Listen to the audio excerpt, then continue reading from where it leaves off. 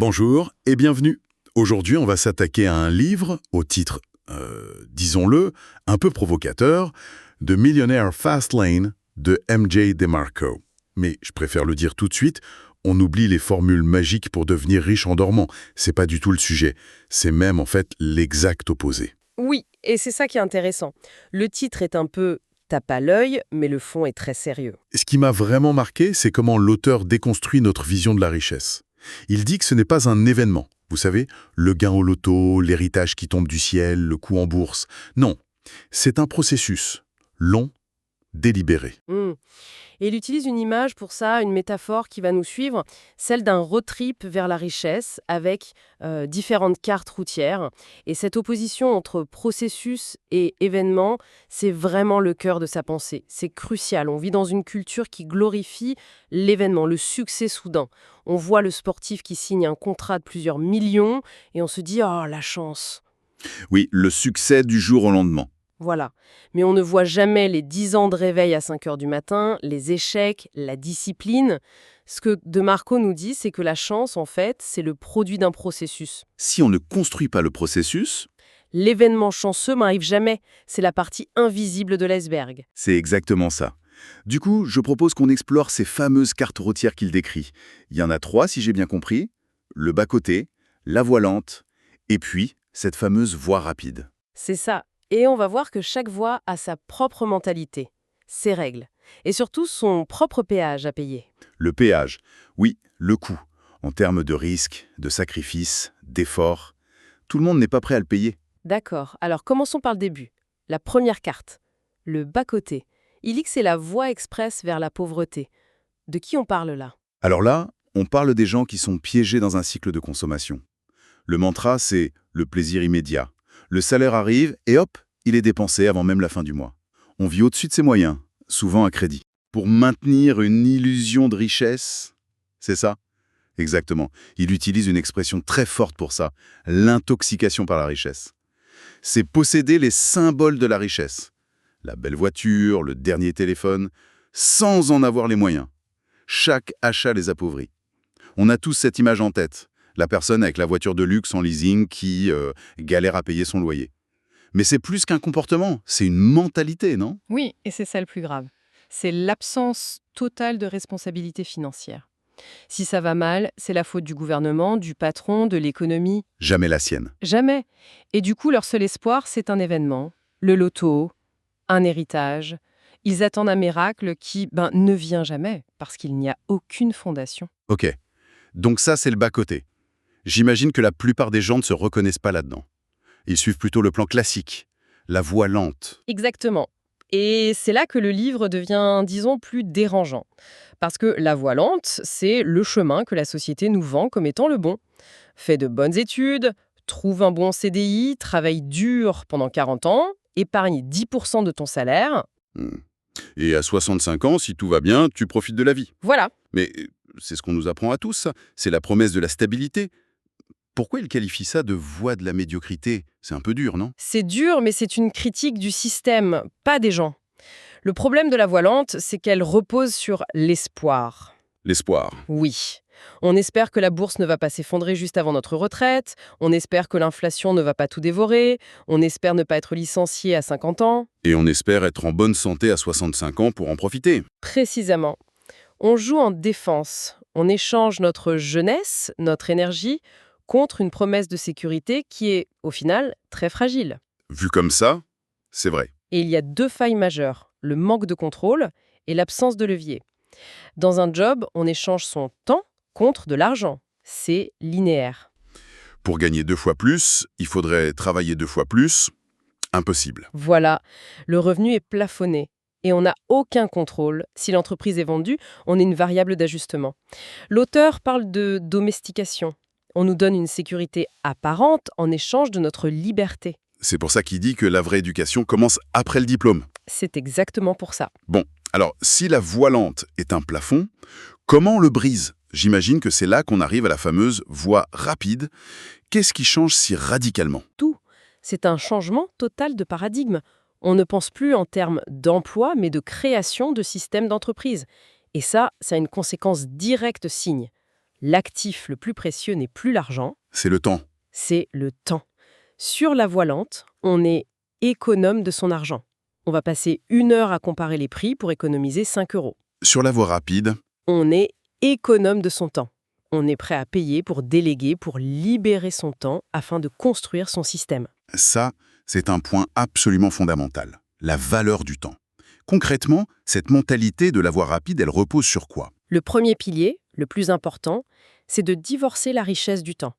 Il faut bâtir des actifs qui génèrent des revenus de manière passive ou semi-passive. Un logiciel, un livre, de l'immobilier? Oui, une entreprise avec des employés. Le but, c'est que l'argent rentre même quand on dort. Et le deuxième pilier, c'est de passer d'une mentalité de consommateur à une mentalité de producteur. Au lieu de se demander quelle application je vais télécharger, on se demande quel problème je peux résoudre avec une application. C'est ça. Au lieu de chercher un emploi, on cherche à en créer. On arrête de consommer ce que les autres produisent pour produire ce que les autres vont consommer. Et ça nous amène à un autre concept clé du livre, la loi de l'affection. Qu'est-ce que c'est exactement? C'est une idée très très puissante. Elle dit que l'argent qu'on gagne est simplement une mesure de la valeur qu'on apporte aux autres. Pour devenir très riche, il faut impacter la vie d'un très grand nombre de personnes. Il y a 2 variables, c'est ça? D'ailleurs, leur journée. Mais son échelle est très faible. Il ne deviendra jamais multimillionnaire. Exactement. À l'inverse, le créateur d'une petite application qui résout un tout petit problème, mais qui est utilisé par 10 millions de personnes, L'ampleur est faible, mais l'échelle est massive. Et là, il peut devenir extrêmement riche. voilà. L'idéal, évidemment, c'est d'avoir les deux, comme les fondateurs de Google ou Microsoft. Ce qui est intéressant, c'est que ça recadre complètement l'entrepreneuriat. La question n'est plus comment je peux gagner de l'argent, mais quel problème je peux résoudre à grande échelle. L'argent devient une conséquence, pas le but. Et c'est ça qui l'amène à faire une distinction importante. Il dit qu'il est possible de devenir riche rapidement, mais impossible de devenir riche facilement. Rapidement, c'est-à-dire, Il parle de 5 à 10 ans, pas 6 mois. Mais cette rapidité, c'est le résultat d'un processus incroyablement intense, de travail acharné, de risques, d'échecs. C'est tout sauf facile. d'accord, donc la voie rapide est l'autoroute à prendre. Mais il faut un véhicule.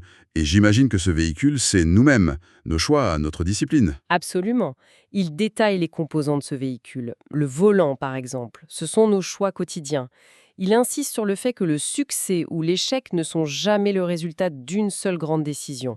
C'est le résultat de milliers de micro-décisions. L'effet cumulé, le café à 5 € chaque jour, l'heure passée sur les réseaux sociaux au lieu de lire.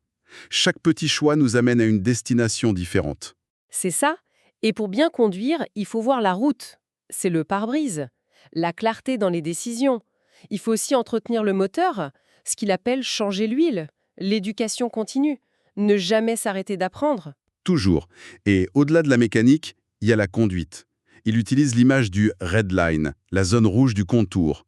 C'est là qu'il différencie l'intérêt de l'engagement. L'intérêt, c'est quand on abandonne au premier obstacle. Oui. On a une idée, on essaye 2 fois, ça ne marche pas, on laisse tomber. L'engagement, c'est échouer 100 fois et continuer quand même. Et c'est ce qui l'amène à dire cette phrase, qui est très forte, « Si vous évitez l'échec, vous éviterez aussi le succès. L'échec fait partie du processus. Il en est une partie intégrante, indispensable. » Et oui, les passagers dans notre voiture, l'entourage doit jouer un rôle important, je suppose. Un rôle crucial. Il faut être très lucide sur les gens qui nous entourent. Certains sont des leveurs, ils nous inspirent, nous soutiennent. D'autres sont des tireurs vers le bas. Souvent sans le vouloir, j'imagine. Oui, souvent par leur propre peur, leur pessimisme. C'est le fameux syndrome des crabes dans le seau. Dès qu'un crabe essaie de sortir, les autres le tirent vers le fond. Il faut être conscient de cette influence. Ok, donc on a l'état d'esprit, le véhicule. Il faut maintenant choisir la bonne route, le bon type d'entreprise. De Marco donne des critères pour ça, ces 5 commandements. Oui, et c'est un excellent filtre. Le premier, c'est le besoin. L'entreprise doit résoudre un vrai problème. Arrêter de tomber amoureux de son idée et commencer par écouter les plaintes des gens. Les opportunités sont là. Le deuxième, c'est l'entrée. Il dit que les barrières à l'entrée ne doivent pas être trop basses. Ça, c'est un peu contre-intuitif. C'est contre-intuitif, mais très logique. Si n'importe qui peut lancer la même chose en une après-midi, La concurrence est énorme et les marges sont écrasées. exactement, il faut un minimum de complexité. Ensuite, le contrôle. Il faut contrôler son business. Si vous vendez que sur Amazon et qu'ils changent leur algorithme, votre entreprise peut mourir du jour au lendemain. On est dépendant. Et les deux derniers, l'échelle et le temps, sont liés à la loi de l'affection, j'imagine. Tout à fait. L'échelle est-ce que le business peut toucher des millions de personnes? Un restaurant, c'est limité. Un logiciel, c'est mondial. Et enfin, le temps, les revenus doivent être décorrélés du temps qu'on y passe. C'est le fameux divorce dont on parlait. Si on doit être présent pour que l'argent rentre, ce n'est pas un système, c'est un emploi qu'on s'est créé soi-même. Vous avez tout compris. C'est un cadre de réflexion très clair. Mais bon, même avec l'idée parfaite qui coche toutes ces cases, il ne se passe rien si on ne fait rien. Et c'est son dernier grand principe, peut-être le plus important. L'exécution est reine.